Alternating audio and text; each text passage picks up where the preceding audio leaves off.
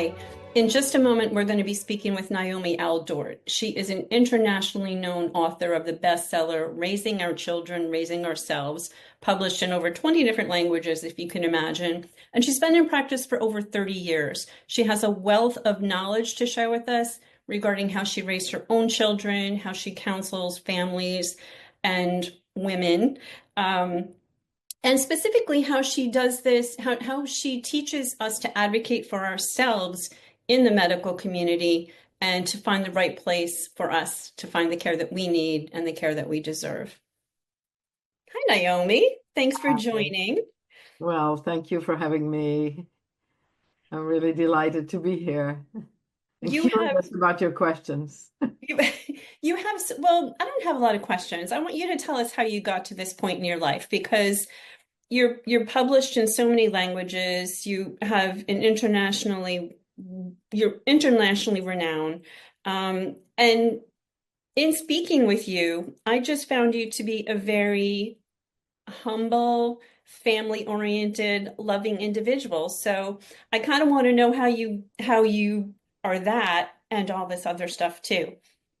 Well, I don't know that I'm all of that. You're too flattering. But, I think the way to be alive is to work on yourself uh, and to take whatever someone tells you as a gift, whether you're feeling resistance or not. And I teach that. I teach in communication. I help in marriages, in parent-child relationship.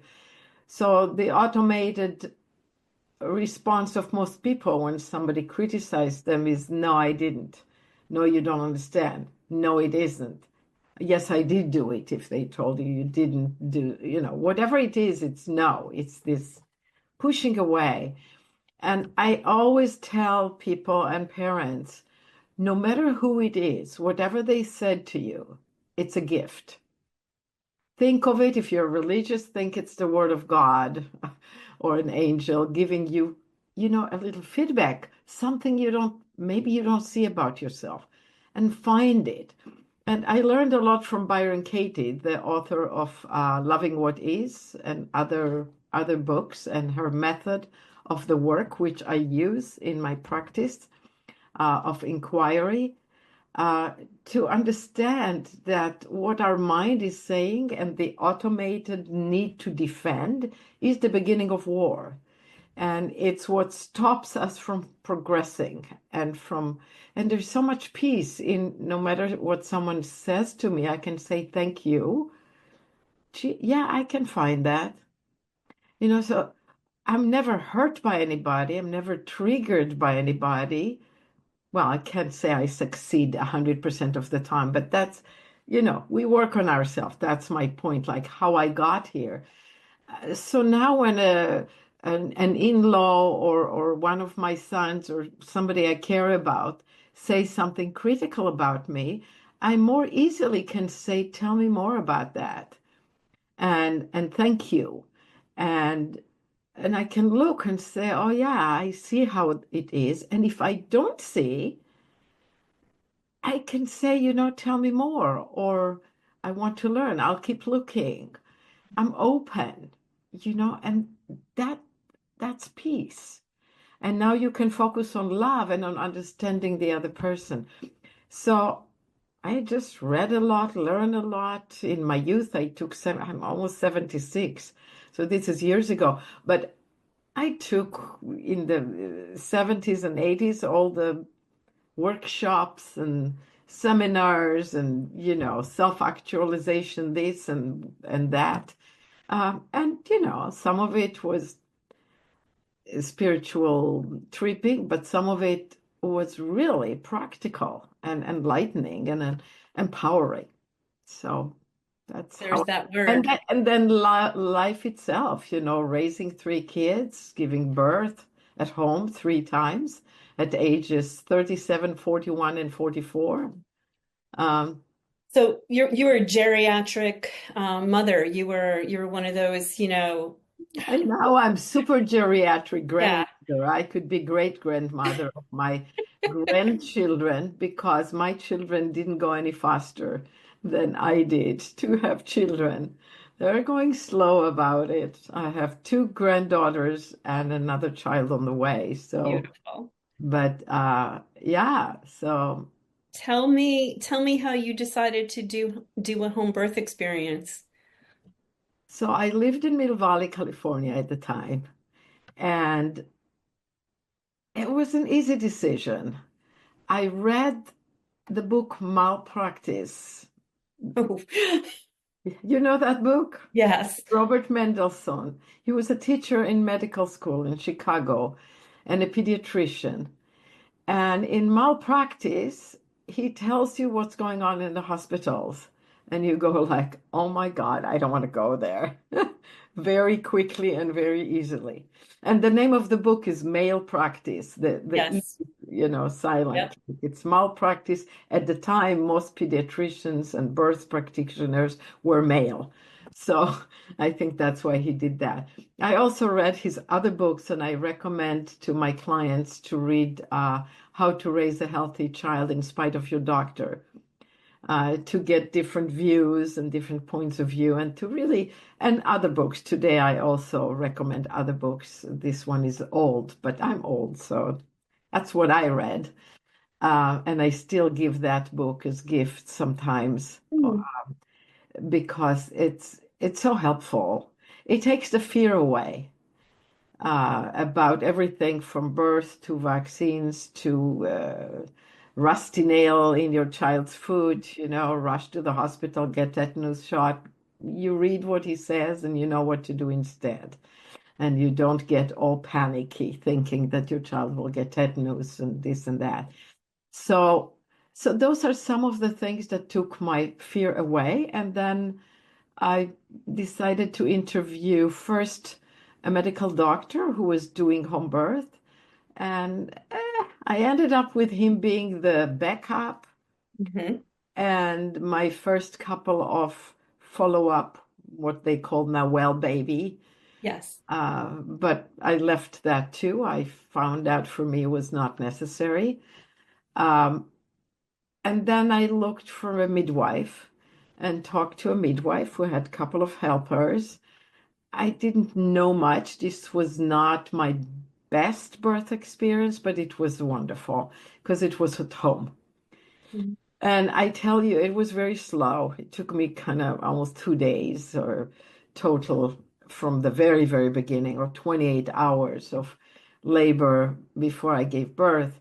So at a few points, I asked my midwife if I should go to the hospital because it was my first birth at 37 and the baby was hovering very high, was not even dropping. I was in contractions and nothing happened, hours and hours and hours. So I said to her, should I go to the hospital? And she said, sure, if you want a C-section. So she said, the doctors don't have time for this. And I guarantee you, you can give birth healthfully at home. So whatever you want. So I said, no, then I'm staying. And we went for a walk, something you can't do in the hospital. We went actually in nature for a walk. And every time a contraction came, I was leaning on my husband and squatting, and she massaged my back, and then we'd get up and take a few more steps. And then we went back home. I took a shower. I listened to music. It was so wonderful to do it at home. So once you do home birth, you never want to do anything else. And I have clients who did the first one in hospital or in birthing center, and then second time at home, and they say never again in the hospital. Not that anybody means badly in the hospital, but too much monitoring, too many, you have to be on your back so that the monitors can work. That slows down the birth.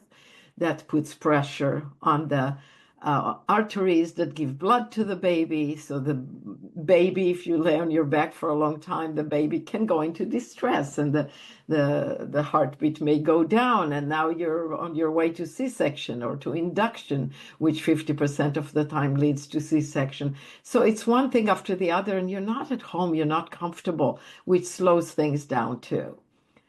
It's an interesting point that you're making about being home and being comfortable and all the differences that you're pointing out. are, of course, true.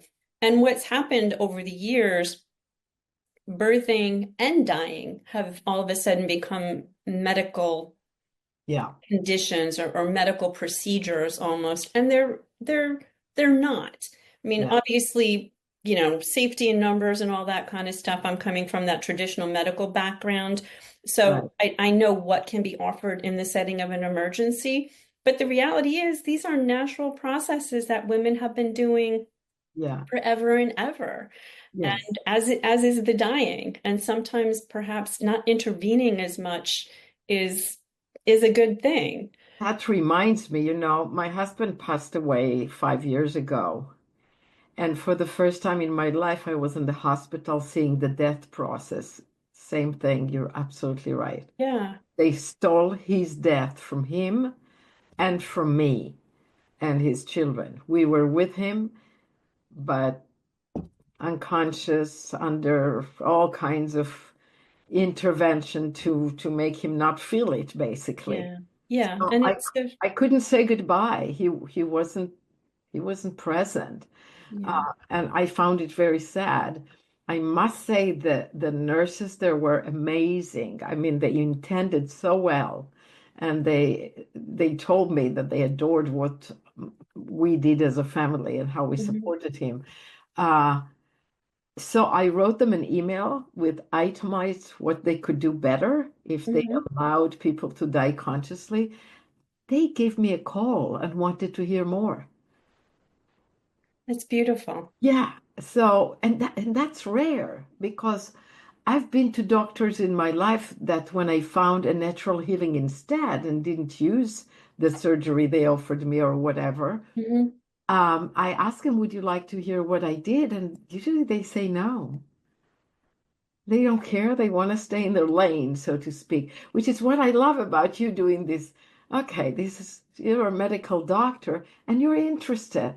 This is great. And there's so many medical doctors now who do that and who teach so many, so if we come back to birth, who support midwives, who do home Hmm. births themselves. It's just astounding, as well as other health things, and you can find them on YouTube videos and Rumble, etc. People talking about you don't need the hip surgery. You can also do this with your diet and exercise and heal your hip and actually grow cartilage. But most doctors don't know that, which is why it's so important for the individual to do all the study. Because the doctors are so busy, they don't have time to do all these studies. They're, they're doing with best of intentions what they're learned and intended to do, sometimes paid by big pharma to push that too, but often Yeah, innocently believing, yeah, I know I've studied all these things. I have so many medical books at home.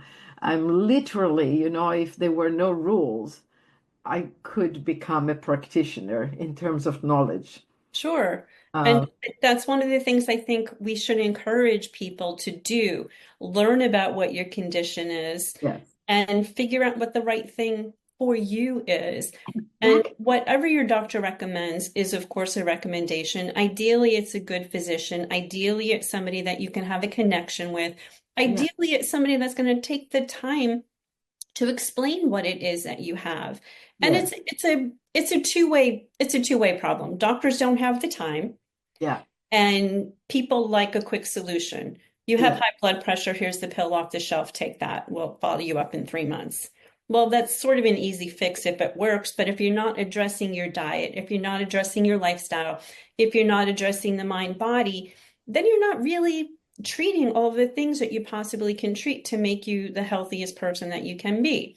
yeah, And so sometimes the patient is a little too dependent on the doctor, and sometimes the patient doesn't want to be a patient at all. And that's one of the things I always say, you're a person before you ever walked in here, right? You are a person. We need to make sure we're treating you as the person that you are, not just the patient in the office or the patient in the yeah, bed. And that encompasses all of the things that we're talking about today. So if you can empower yourself with the knowledge regarding that condition and other treatment options, whether they're alternative or whether they just are not so alternative, but just quite matter of factly work hand in hand with what Yes, the doctor should be telling you, yes. by the In way. in my community, the only doctor I ever used is actually not interested in any of what I know, but extremely tolerant of the fact that I do a different way. And everybody that likes natural and also go to naturopaths and Mhm. acupuncturists, whatever, go to him because he will, okay, you don't want to do the medication, that's fine. So, like a few years ago, I went to him for just a blood test, just Mhm. seeing what's going on. Mhm. And he told me your thyroid, the TSH is really DSH. bad, and you need this medication. I know you don't want to take it. I said, well, thank you for the result of the test. A few years later, I'm 76 and my THS has improved dramatically with diet and lifestyle and red light therapy. And, I'm still working on it, but it's Right, getting very close to normal. right. My T3 is not quite there yet, but I'm working on Listen it. to you. Yeah, Do yeah. all the things. No, I'll get there. I'll get there. But it's at least, but when I asked him, like I came to him, I've only seen him twice in like the 30 years I live here. But if I need something, that's who I go to. And I came back from public speaking in Europe with a rash on my neck that I caught on first class airplane. I think the blanket or something had chemical in it. I don't remember the actual chemical, but you know, dermatitis from chemical induced by some chemicals. Mhm. And I thought it would go away, and I actually took the cream that he gave me, which is histamine, antihistamine thing. It went away, but of course it comes back because it just suppresses the symptom. So the way I am, okay, I need to find another way. And I cured it permanently with diet because people told me once you put that cream, every few months you have to put it again. Say, okay, that's not cure. I'm looking for cure, not for living with it and suppressing it every time it raises its head. So I cured it in 2 weeks with a diet alone. Um, and I asked him if he was interested or if he knows about diet for cure for skin issues. And he said, no. Are you interested? No. So very tolerant. You do what you want. Yeah. But, and I think part of it is busyness. He has two Hmm. children, his family, and lots of customers or patients. It's a lot of work. And some of them are interested, and some, no, I'm going to stay in my lane and do my thing Yeah. with best of love and tolerance. You want a test, you want my interpretation of the test, I'll do it. Yeah. I come once in 20 years, and that's fine. It's the same with the birthing. I encourage parents, I don't tell them what to do. Tell them what I did, why I prefer that. I have a list of why the hospital isn't the safest place, but home is. Actually, it's extremely unsafe. You're more likely to go into trouble caused by, again, with best intention, those things like laying on your back, being tied by things, the bright lights, the not feeling at Hmm. home and comfortable and relaxed, more fear-based. We need to check all the time. Uh, Due date enforcement. So I'll go through those so just people get the idea what I'm talking about. And enforcing due date means induction if it's not on time, when the birth was going to happen on time just fine. And if it's late, checking the heartbeat, etc., yeah, sure. But inducing, uh, I definitely think that makes things more complicated. Or what position you are in labor, be on four, squat, move around like I did, hike, go swimming, take a bath. When you're at home, you can do all these things. uh, Decision of C-section over, induction leads to it often. But even without it, simple things like cord around the neck are a cause for C-section. A cord at the neck, even 4 or 5 times, is nothing. The oxygen goes through the belly button, not through the neck. So unless it's extremely short and in the position really choking the baby, and you can tell that through the heartbeat and the ultrasound, etc. But even at home, you can tell, and you can tell it before the birth. So home births aren't done if something extreme looks unhealthy. But anyway, the cord around the neck, when I studied birthing, I saw this movie of a tribal person giving birth around the bush, just squatting, giving birth, then going back on the field and working. But when she gave birth, then the cord was many times around the neck, and the teacher, this midwife, was showing it in order to Mhm. show us, because I was teaching also birth classes for home birth. Baby come out, you take it off. That's what mother does. That's what can midwife do, husband, whoever is there. The mother herself can do it. The mother herself, I teach mothers to check themselves because when they stick their fingers to check, they really interfere with the contractions. It makes a total mess out of. So anyway, that's one time they do C-section for cord around the neck. It's totally unnecessary. For breech, totally unnecessary. Really rare that you need a C-section. It should be 1-2%, not 30-40% as it is in the United States. And then when the baby comes out, the baby in the hospital, I don't know if they still do it. Maybe you know and you can tell me. But the cutting the cord right away, that's a disaster. Huge amount of blood and nutrition and oxygen is still pouring in for up to an hour into that baby. We need to wait till the cord is empty. So the baby starts his life experience with resuscitation experience, near death experience, because he can't catch his breath. The cord was going to give it to him for another hour, a cover. A second, you have time. You don't have to breathe right away. It's all coming in. You can stay on mama's body.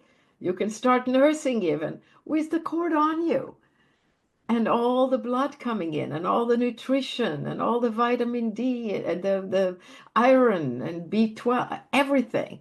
It's just so amazing what nature, the backup that nature gives you with the cord. And then the babies, like my babies, didn't cry when they were born. There was no reason to cry. Nobody turned them upside down and banged on their back and the big lights. They were born into a Bach chorale in the background, and mama's body and nursing. So the cord cutting is really too soon, and other interventions that end up often leading to C-sections. So I find I was really scared. Somebody asked me, oh, the midwife, the first midwife in her form, she asked, why would you like to do home birth? And I wrote back jokingly, where do you want me to give it? In the supermarket? That'd be safer than hospital. So that's how extreme my view by then was.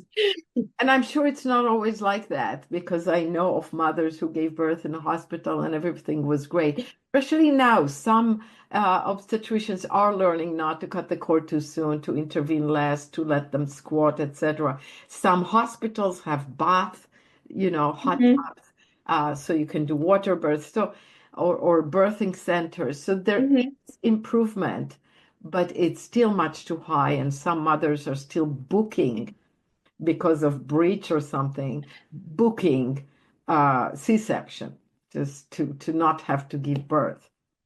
I'm just grateful there are people like you out there with all this knowledge because this whole birthing thing is kind of one of it's a little bit of kryptonite to me. Yeah. I know it's a beautiful, normal, natural experience. Like I had said earlier, I know women have been doing it forever in the field or in the cave, wherever it may be. Yes. But it was just one of those things that it's a physical majesty what happens when a woman gives birth. But Yeah. it was one of those things that was just like never my it was never my cup of tea. Yeah. So I can speak to very little of what you've said from the medical aspect of things, except from my friends that have had gone through that are and have gone through Yeah. Home birth. different situations in the hospital. I don't have any friends that have done a home birth, to be very honest with you. Yeah. And I think a lot of it is because of where we are. Like in New York and New Jersey, where I'm located, everything is, I feel like medicine moves a little extra fast Well, here. even in New York, though, I think the boy is now 13 or 12, was born under my influence, somebody from the family at home, was the absolute most difficult case of breech. Oh, geez. Absolutely. Home birth was just fine, and not all midwives do that, but there are midwives that will do birth on islands, tweens, and breeches, and they just say it's fine, babies come out.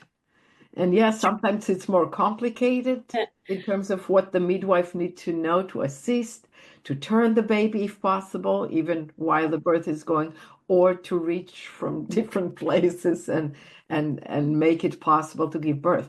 But let me just itemize what I found personally and in my studies that's so amazing about giving birth at home. The obvious is, yeah, you're in your own home. You're in your own bed, your own sheets, your own germs. There's no danger of catching anything.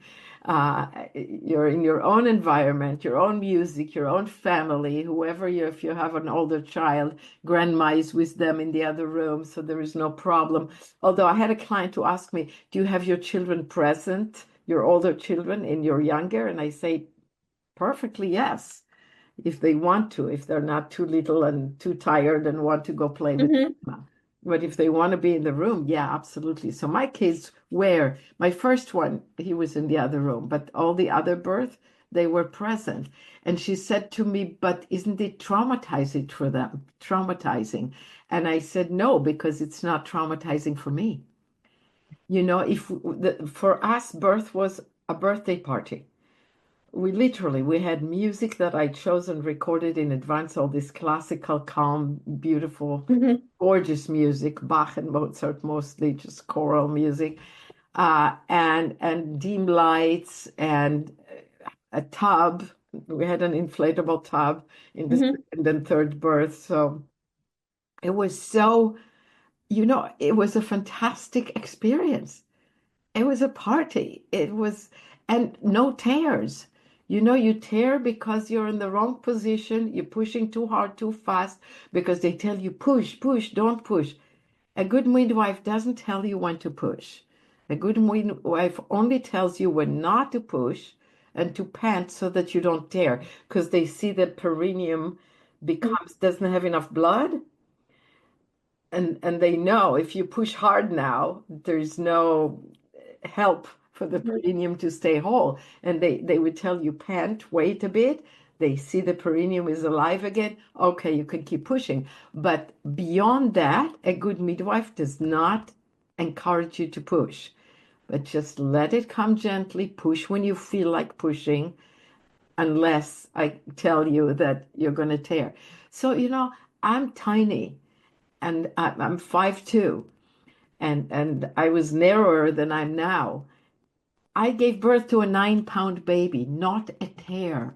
Oh, goodness. I told my midwife after, she said, how are you feeling? And I told her not to intervene in the birth, to just look and guard. And I said, I could go dancing. It was late at night. I said, I could go dancing. I feel nothing. I feel completely alive and well. In fact, we went to bed and we went to sleep, and the baby was next to me, and I couldn't sleep. I was too excited and wide awake. I could literally go dancing. So it's just, and you just stay in your bed. I mean, if you use a tub, you go into the tub, you Hmm. go back to your bed. There's no rush, there's no machines, there's no fear. You can be in any position you want. A good midwife may suggest to you if she feels where she can touch you and feel where the pressure is, and tell you, maybe go on your 4 to get the pressure off the back or whatever the position is. Um, so, I like to help women decide. And I don't know if you know this doctor, Susan Humphreys. Do you know her? I know the name, but you're going to tell me about her because Well, she talks about why not to do vaccines, which I'm sure we're not going into today. It's too controversial, right? Uh, but in terms of how to decide whether to do home birth or not, vaccines or not, be informed because your doctor is not. That's what she's saying. Be informed, not because they're bad, but what we said before. They can't, it's your baby. Mhm. Go and do the research because your doctor doesn't have the time to do it. They're already doing the path that they chose based on what they know. So I like to use doctors the way you would use any other resource, whether it's food or YouTube or books or nature or plants that, you don't want to eat a poisonous mushroom. So you go and learn and you pick up the mushroom that's not poisonous, right? So be informed, read lots of books.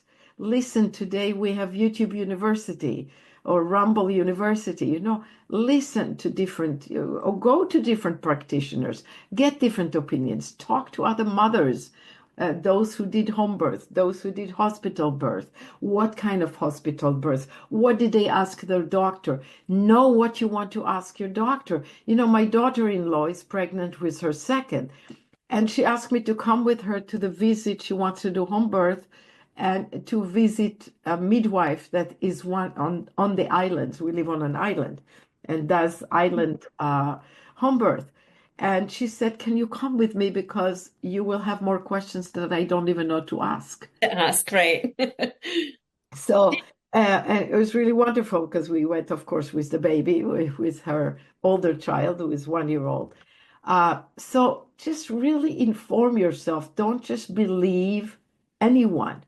The book you read, the doctor you visit, just keep learning and then ask inside. Did you grow up like this? No, I don't know what happened. I think I was born with a mind that doesn't believe anything, which is why I glued to Byron Katie so easily, because it's like, aha, don't believe what your mind is saying. I gave a workshop once before I knew of Byron Katie or knew her. And I was talking about, when you treat your child, don't believe the first thought that comes to your head. And I had this analogy that pretend your mind is like the computer and thought is coming. Most likely the first thought is you're being triggered. It's not necessarily what you should do or believe. And then somebody after the workshop asked me if I know Byron Katie, and I said no. And they said, well, you're teaching something that's very much like her. So that's when I read her book, and now she's going to endorse my next book. My first book is Raising Our Children, Raising Ourselves for All Ages, Principle. But the next book is about babies and toddlers. Oh, And it's yay. the publisher has it. They said it'll be in spring 26 before it's out. Fantastic. But yeah, so and I'm writing another book. I'm trying before I leave. Before you leave. I don't think you're leaving for a minute. No. I know when we had spoken last time, you shared with me some of the techniques, some of your beliefs for raising children. And I know there's so much to get into, but you were very particular about food choices and how you believe what your studies show the food that we give our children has direct impact on their, bless you, Excuse me. No, on I, their on their mental health, on their behavior, on their ability to learn. And I would love for you to touch on that because I think nutrition is it's important straight across the board. And the kind of nutrition I know you can speak to and share with us is a little different than what patients will typically get from Yeah, a yes. nutrition referral, so to speak. And that's true, by the way, for while being pregnant, because Mhm. what you eat while being pregnant feeds the baby Feeding the too. baby. Um, and what the baby needs the most, both in and out of uterus, and as they grow into a child and a teen and everything, is proteins and animal fats. Not oils from plants, animal fats. That they're because the only way to get that, and cholesterol specifically, so they need those fats. Cholesterol are a basis of the brain. Building block. Yeah, so they Yep. influence intelligence, behavior, everything, and the ability to absorb vitamin D, which is Mhm. so important. Without cholesterol, the skin cannot absorb vitamin D effectively.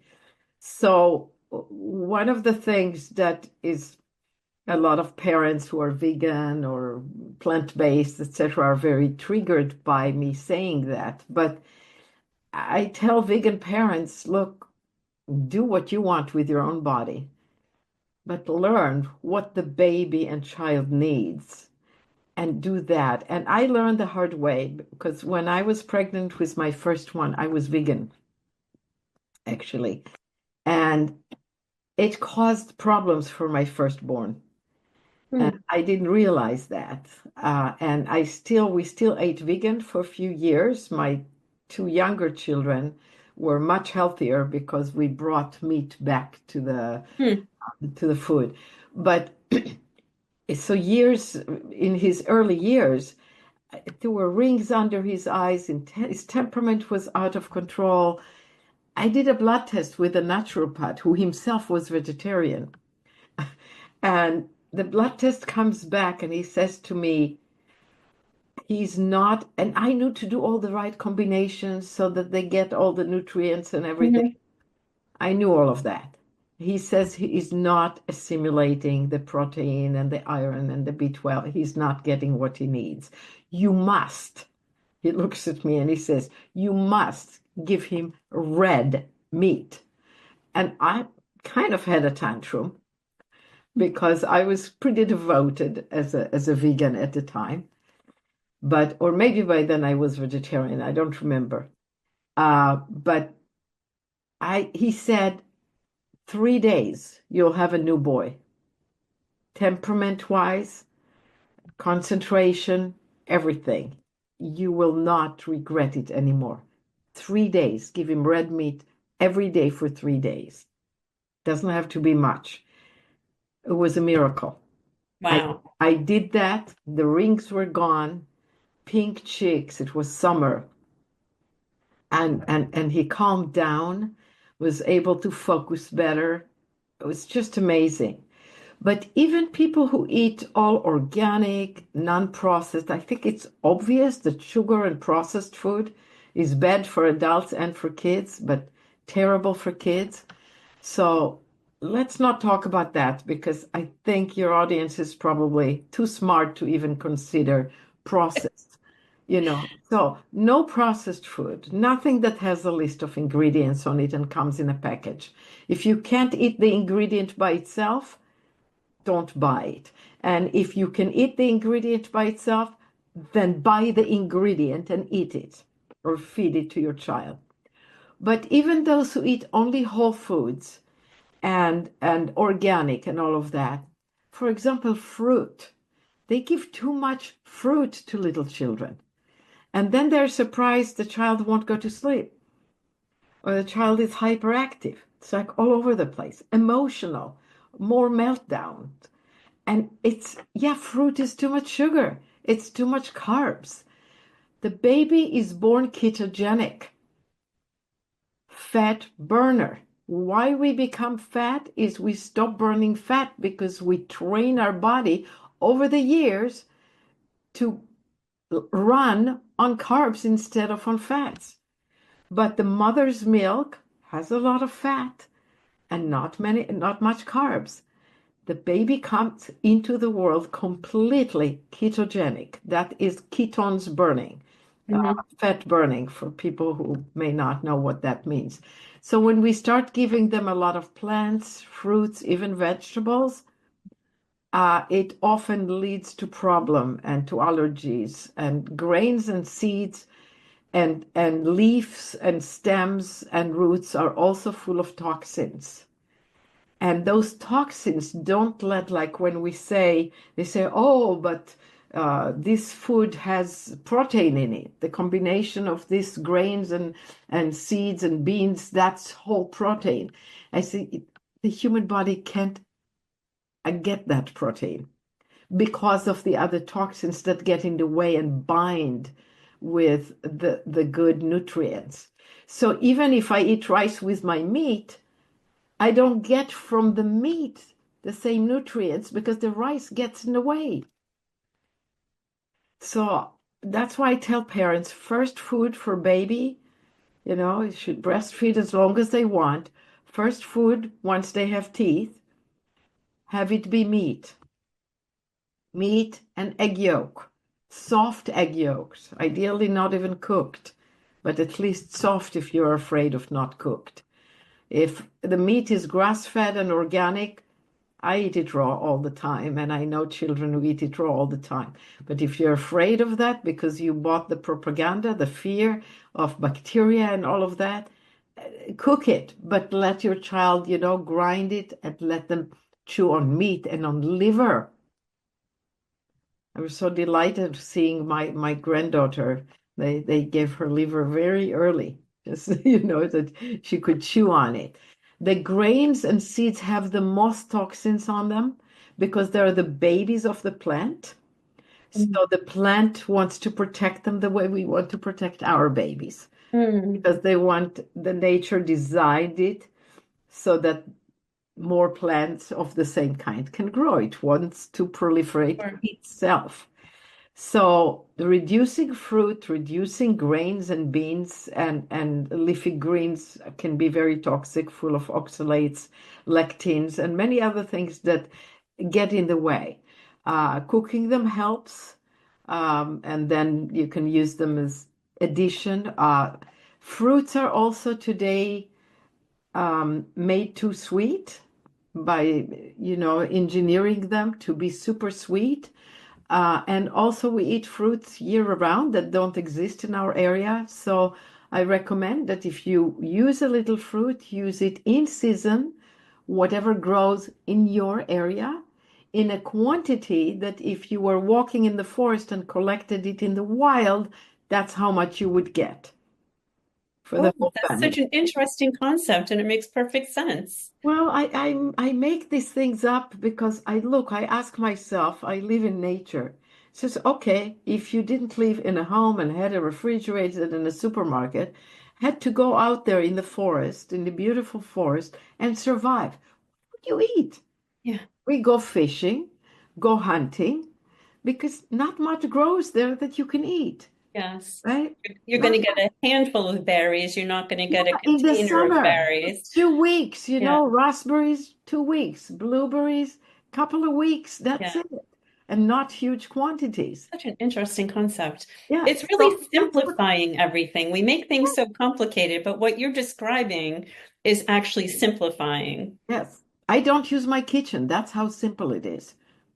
Because Oh, I I eat, don't use my kitchen either, but for a different reason. yes, somebody else does it for you. No, No. there's just not a lot of kitchen things happening here currently. That totally needs to change, but Yeah, no, I don't use my kitchen in terms of dirt because I eat food as is, mostly animal based, so carnivore diet. So children thrive, they need the cholesterol for brain development. Literally, the brain has been proven to shrink if you don't eat enough meat and animal fat. Fatty meat and ruminant meat has the most nutrition, and the organ meat are the supplements.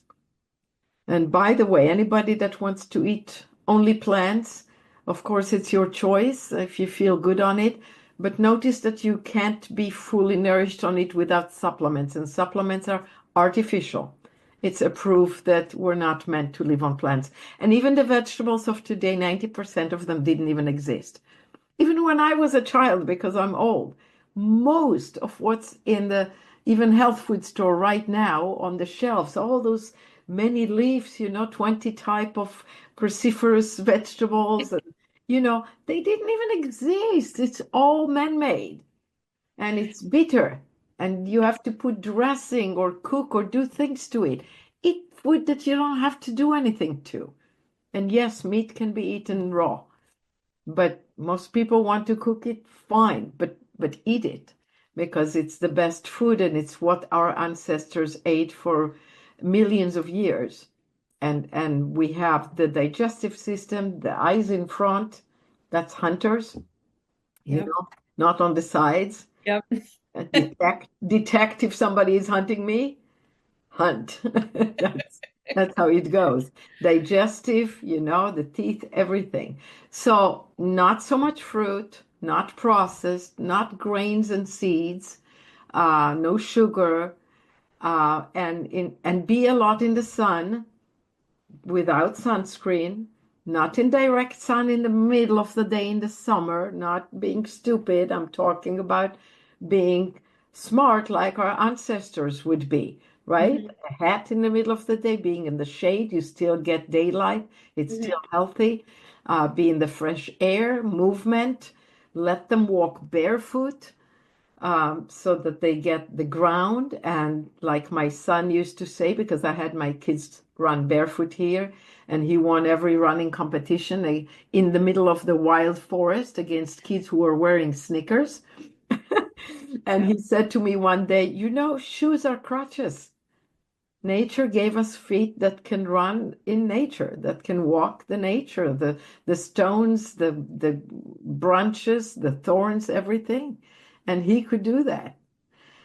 So, make sure that they're in nature and that they can be sometimes uncomfortable. Being a little cold, being a little too hot, too cold is good for you. It gets the body exercising, all of that. Immune system is connected to it. So the exercising of dealing with cold and hot also strengthen the immune system. So basically, I recommend in terms of the food, meat-based, and I don't know how to help the vegan and vegetarian other than saying what this Dr. Susan what was her name? I wrote it down here so to pronounce it right. Um, um, Humphreys says is do your research. Really Yeah. do your research for your child. What is best for your child, not your ideology. And ideology, by the way, no, vegan diet is destroying the planet, not saving it, and killing more animals by the millions. So do the research on that. Don't believe me. There's plenty of information, and it's not about that today. So I think I don't want to go there. There are just so many things to touch on. Yeah. And I know I appreciate this time and I could talk to you forever because I just keep learning and learning. And you're so very interesting and clearly devoted to your craft and to your clients. I know you have a gift for our listeners. They can click on the link and get some more information from you. And I hope everybody does that. I'm a little too past like the raising my child, but I still need to raise myself. Yes. Looking forward to your new book too. Your new Yeah. books. I think Yeah. you're going to keep pumping them out. You just have so Well, much in I'm you. trying. The new book has a lot of the work of Byron Katie applied to getting back to trusting yourself. So you know that it teaches the technique to trust yourself so you're doing with the baby what the baby tells you rather than what the doctor or anybody Right. tells you, because at the end you know. So And I that's like to help mothers and fathers to really listen to themselves as a result of listening to the child, because the child isn't telling you the wrong thing. right. And you are giving the people, you're empowering them to listen to themselves and to listen to their children and to Yes. take that information to a practitioner if that's what you choose. And Yes. like you said, research. But Do research, do your homework and figure out what suits and you at the end, you do best. what suits you and what Yeah, you're comfortable with and yeah, what's truthful and healthiest or whatever it is. So, yeah. there were times I took my kids to a doctor here and there because I didn't know what to do. When I grew up, nobody had a doctor or a well baby. We went to a doctor, or the doctor actually came to the house. Yeah. We were severely sick. So not for a flu or a cold or, one of the childhood diseases, not for measles, not for whooping cough, none of that. But if there was something unusual, like my brother had a brain infection, yeah, that was quite a scary situation Mhm. when he No was six doubt. years old. Yeah, so actually the doctor that was the head of the children's department in a hospital in the city I lived in came to our home to check him. Where did you grow up? I grew up in Israel. Israel. Yeah, so that was in Haifa. And yeah, so they took him to the hospital and didn't do anything except for feed him through tubes because he wasn't. And they said he would either die or be paralyzed for life. They didn't know which, and they didn't have anything that they could do, but they could keep him alive. So this is where Western medicine can be miraculous. Hmm. Injuries, emergencies, situation that maybe if he breastfed wouldn't have happened. you know, if he ate You know, more meat. We were vegetarian, so that didn't help probably. Uh, so anyway, but he survived miraculously. We just sat glad. there, prayed, and held his hand, and Yes. and and he's alive and well, and and has three kids and a granddaughter. Beautiful. Yeah. I'm So grateful for anyway, that. but yeah, I think my gift is my whole website. I'm not sure I That's gave. what it looked like, which seems like a lot to me. You're obviously very generous with your time and with your love and with everything you've learned. And I so do appreciate this because this world needs more of these conversations so we can find the right things for ourselves and advocate for ourselves. Yes. And parents can call me. I talk on Zoom to parents the way you and I talk and answer questions or do work with them, both on marriage and children and teenagers and older adult children and Maybe what I will be calling you then. some people who interview me do call me. It does Yeah, happen. It does happen. I don't need you maybe exactly on speed dial, but you've got some stuff you could help me with, no doubt. Thank Well, you so much. I have a lot to learn too. That's why we're here, Learn right? And all we the can only time. we can Yes, only learn and work together. yes. Thank you so much, Naomi. It was a Thank pleasure you. speaking with you. Thank you.